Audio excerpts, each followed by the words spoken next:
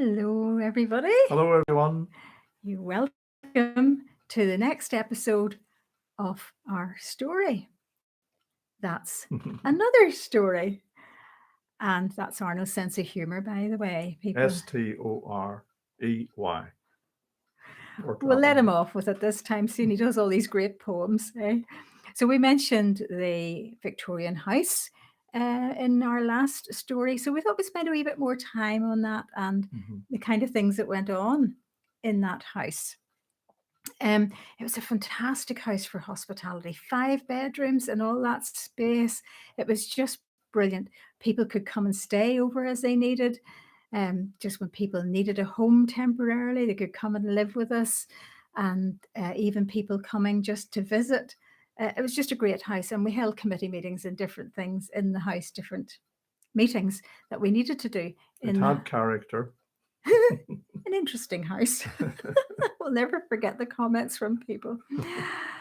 But there was some preparation that needed before we could host anybody. A little bit. Bring in Uncle Bobby. He was great. Bob the Builder.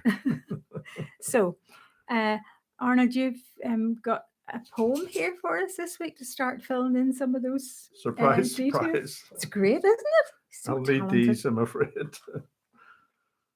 We landed in Belfast with a bit of a bump. That first month, Pam spent sick in bed. And as she was the key organiser of the two of us, life for me became a little bit frayed. Oh, you said that the English way, frayed. Not Fred. We've been practicing because we say Fred. Sorry, Fred. If you're watching. Frayed. Frayed. There we go. Thank God friends and family were praying, and Pam's virus soon took a hike. So with health restored and spirits refreshed, we were soon both back on our bikes. Not literally. Not literally. No, don't do that. Our new house had an extra story, and each floor had a challenge to face, I can tell you. New kitchen, new bathroom, and a wall to knock down meant a revamp had to take place. The saying, home is where the heart is true, for our hearts were there. Yeah. The 3 short years that we lived there still evoke fond memories to share. And some of my fondest memories, Arnold, is the generosity of people. Some people that we hardly knew before. Amazing. And, not to mention the money that people gave us to support us monthly, because remember, no salary coming in to keep us going, keep us alive, but also the generosity of material gifts. Like somebody gave us this beautiful wool carpet. And, with the size of the rooms in this old house, it fitted in our bedroom very easily. And actually it had space around the carpet, like the old houses, the way they painted the edge around the wooden floorboards. And that was great. Oh, so nice to step out to in the mornings. It was. Yeah. Because that was lovely. What other gifts do we have? We got a big chest freezer that actually came all the way over from England when friends were moving back from Hempstead to Northern Ireland. They wanted to know, could we use this? Oh, yes, we could use that. So Thank you very much. Brilliant. That actually lasted years, Arnold. We brought it to England. Yeah. Didn't we? Hello. Yeah, it still went for years after that. I thought we were going to we're giving something away there. Did we? That people don't know we're in England. For the less discerning among you. It did last for years. It really did. Great. So that was brilliant. So the carpet, the freezer, clothes, because there were so many churches in East Belfast. I think it was 180 different churches that we could go round. Yeah. And of course, they invited us to come and do meetings to talk about the children's work. People love to hear about kids, don't they? So we were invited to a lot, and we're very busy doing that. Well, I needed a wee bit of paraphernalia, some clothes to wear. And this lady, Mrs. Best. The best. The best, Mrs. Best. Her and her husband, Cecil Best, they had a men's shop in Lurgan, which actually you were invited to go to choose. A few visits there. And then the ladies' shop. Yeah, sorry, Anne. The ladies' shop, Mrs. Best, would get in contact with me and say, "Would you like to come to the shop, Pamela?" I thought, "Whoa, I know what this means." And she let me choose whatever I wanted. She'd pick Yeah. out different things that she thought might be suitable. And really, we're so grateful to her. And you know, that lady, Mrs. Best, is actually my brother's mother-in-law. Now, so all these connections. Northern Ireland, there's always somebody who knows somebody, isn't it? Yeah. So I was so grateful for those clothes. I can still remember some of the outfits she gave me. Brilliant. And then there's another shock. Just a few weeks, maybe a few months in, when the solicitor guy got in touch with us, Brian White from the committee, you mentioned him in a bit. He got in touch with us to say there's been a mistake in the mortgage transaction somewhere. We go, Oh dear. but actually, it was in our favour. We were owed £500. Now, That was a lot, wasn't it wasn't it? just? We had been praying about a stair carpet up the 3 flights of stairs, okay? And we've been praying about this, Lord. We really want people to be comfortable if they come to the house, you know, and asking God to give us, because there was a very, very old thin carpet on the very first flight, but the rest there wasn't. So £500 covered that carpet. And I remember we must have just heard about it. And Uncle Bobby was there doing the building work. And I said, "Guess what's happened, Uncle Bobby?" And told him about, we'd been praying about this carpet. And then suddenly we get £500 out of the blue that we knew nothing about. And his retort was, "I think Sheila and I better take up this praying business." I thought that wouldn't be a bad idea, Uncle Bobby. It works. So that was amazing. It was. So something about the organisation that we worked for, is that what you're going to do next in your poem? Yeah, because really the story isn't Yeah. just about the house. Oh, yeah. It's about the people. Oh, it is. People are always more important, aren't they, than buildings? Mhm. But our story is more about people. East Belfast had its characters, for sure. It was a privilege and a pleasure to meet them, and still some great memories endure. Of course, our two girls are top of our list. Yay. 6-year-old Sharon and Julie, now 4. Beautiful daughters we were proud of then, and now we couldn't be proud of them more. They loved their new home despite its raw state, found lots of places to play and to hide. Adapting so well to their new way of life, they were a pleasure to have by our side. They loved playing hide and seek. Can you imagine, up the 3 flights of stairs and down again? Yeah. And any adults that were mad enough, that came to the house, that mad enough to play with them, joined in, and they had a ball. The noise up and down those stairs, even before we got the carpet. That's right. That was wild. But there were all sorts of nooks and crannies in that house Yeah. that you could hide in, and they loved that.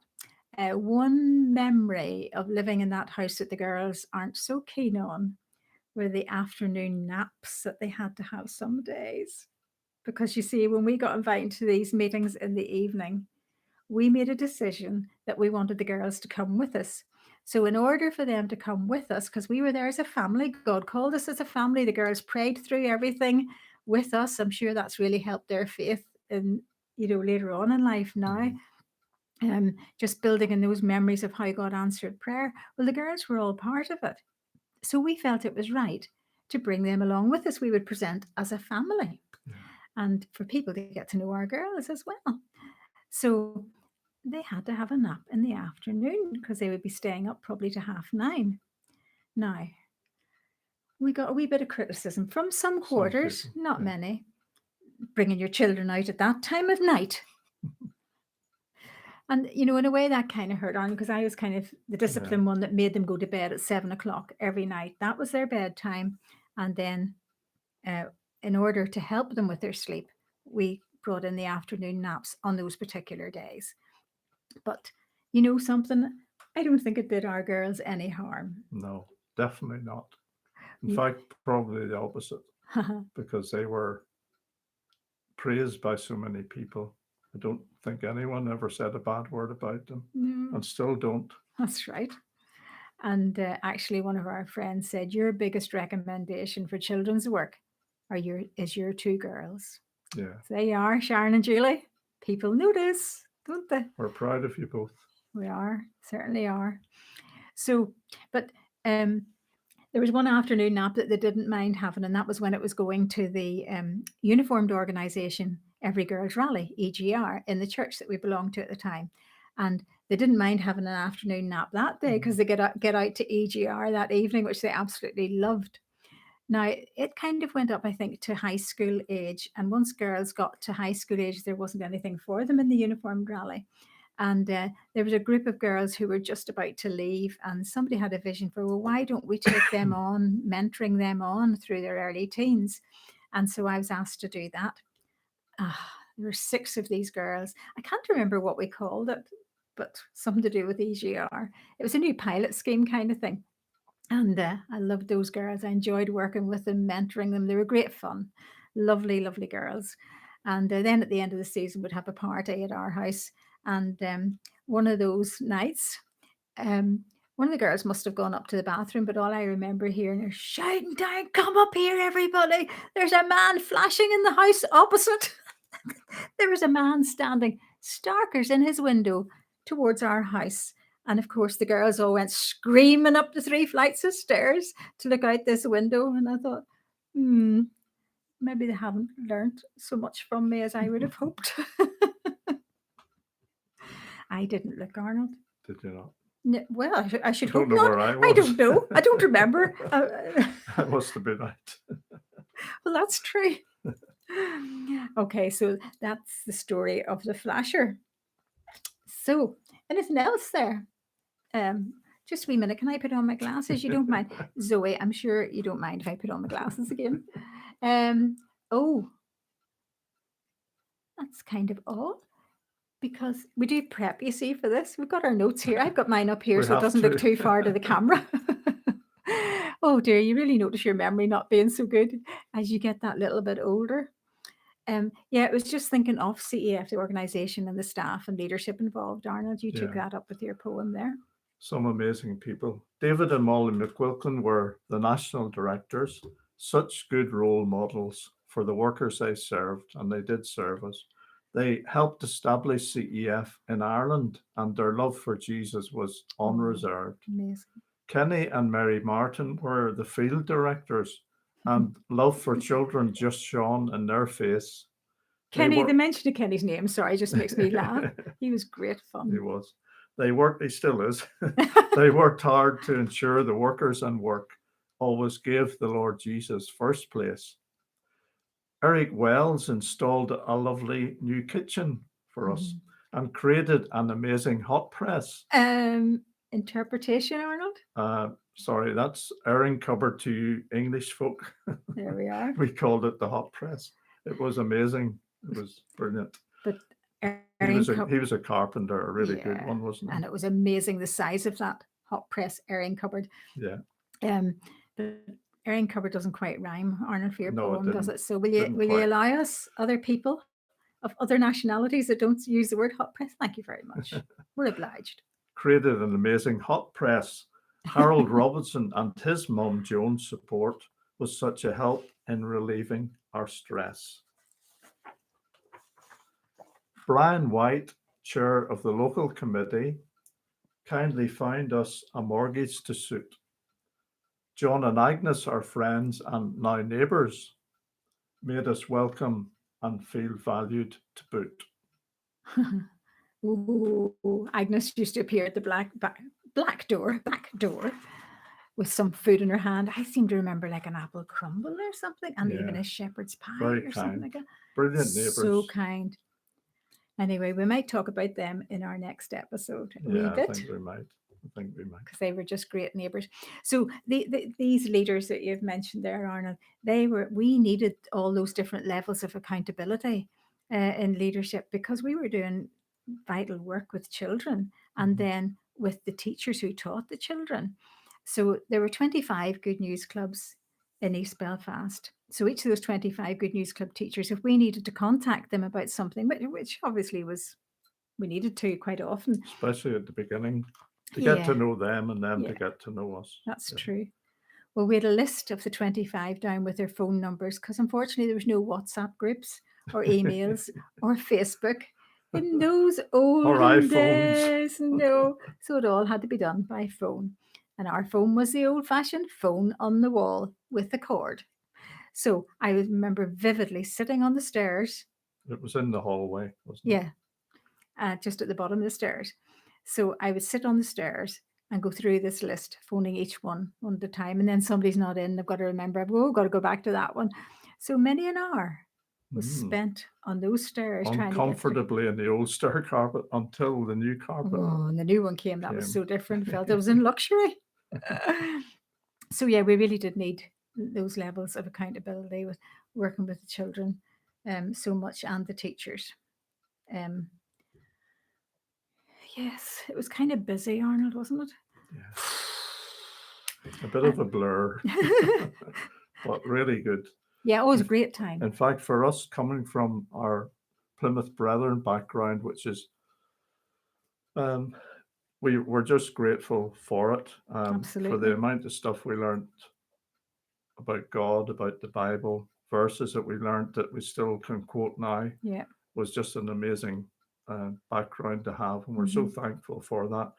But on the downside, it was slightly sort of narrow in its sort of outlook on the church. So we were coming from that to visiting churches from different denominations and meeting people from with different opinions and views on certain things in the Christian life.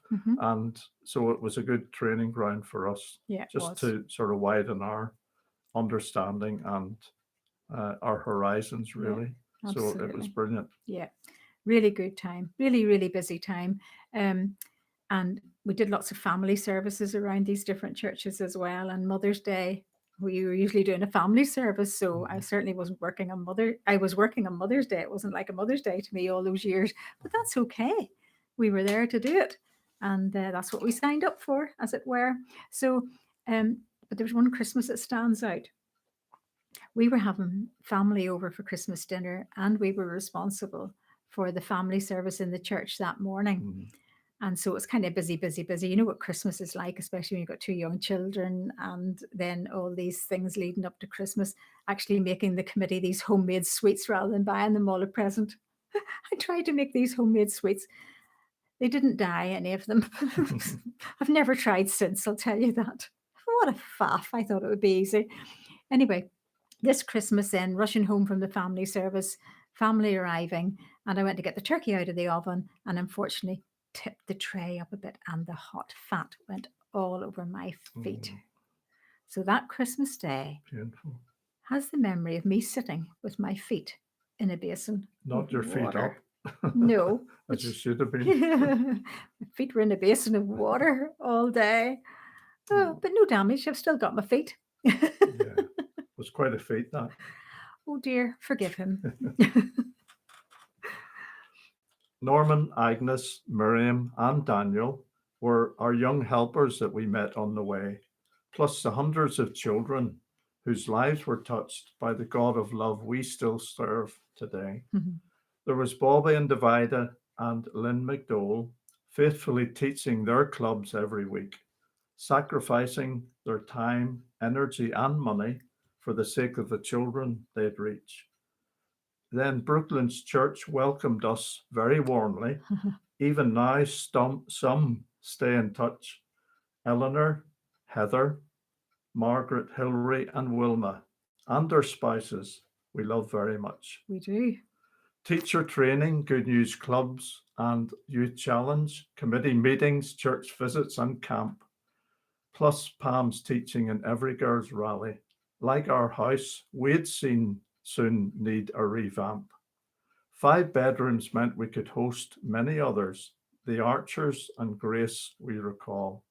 David and Miriam from Preston, Catherine Zabo from France. It was a privilege to welcome them all.